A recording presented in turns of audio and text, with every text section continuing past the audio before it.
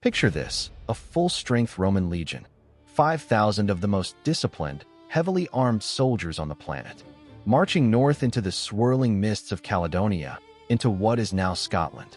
And then, they are never seen or heard from again. No records of a great battle, no mass graves, just silence. The Ninth Legion, the Hispana, one of Rome's most feared fighting forces, simply vanishes from history. Did they meet a catastrophic end in the Scottish glens, or is the truth something far stranger? I'm Ibnul J. Farabi, and this is Hidden Histories, the Untold Files. The story of the Lost Ninth is a historical ghost story that has captivated people for centuries. We have a solid, factual starting point.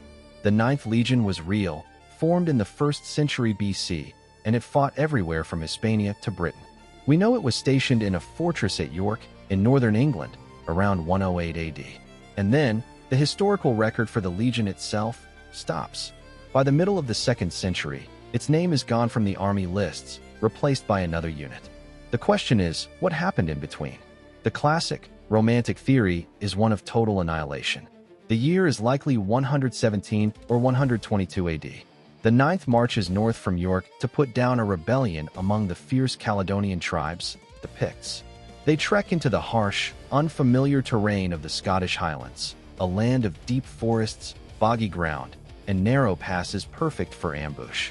According to this theory, they were lured in, cut off, and wiped out to a man. The Romans, masters of propaganda, simply erased the shameful defeat from their official histories. It's a compelling image, the gleaming order of Rome swallowed whole by the wild, misty landscape. But here's where the mystery deepens. Modern archaeology hasn't found the smoking gun. No site in Scotland has yielded the kind of concentrated, legion-scale debris field you'd expect from the destruction of 5,000 men. No mass grave with Roman armor and spearheads. This absence has led to other, less dramatic but equally fascinating explanations. Perhaps the Ninth wasn't destroyed, but disbanded in disgrace after a serious military setback. Or maybe it was simply transferred. Some scholars point to evidence, like a tile stamp, suggesting elements of the Ninth may have been in the Netherlands after its supposed disappearance in Britain. Could the legion have been broken up and quietly reassigned to other frontiers, its dissolution so bureaucratic that it just faded from note? For a mystery lover, that's almost more intriguing than a battle, a paper vanishing instead of a physical one. Yet, the legend persists for a reason.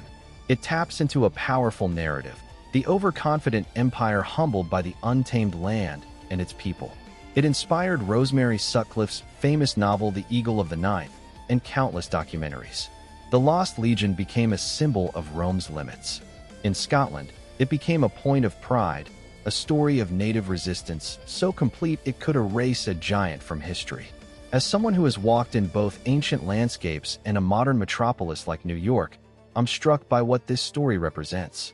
It's about the gap between the clean lines of recorded history, the lists of legions, the dates of emperors, and the messy, unknown reality of the past. The Romans were meticulous record keepers, but even their light didn't reach every shadowy corner. The mist of the highlands, in a way, is a metaphor for that oblivion. Some things, even monumental things like the fate of 5,000 souls, slip into the fog.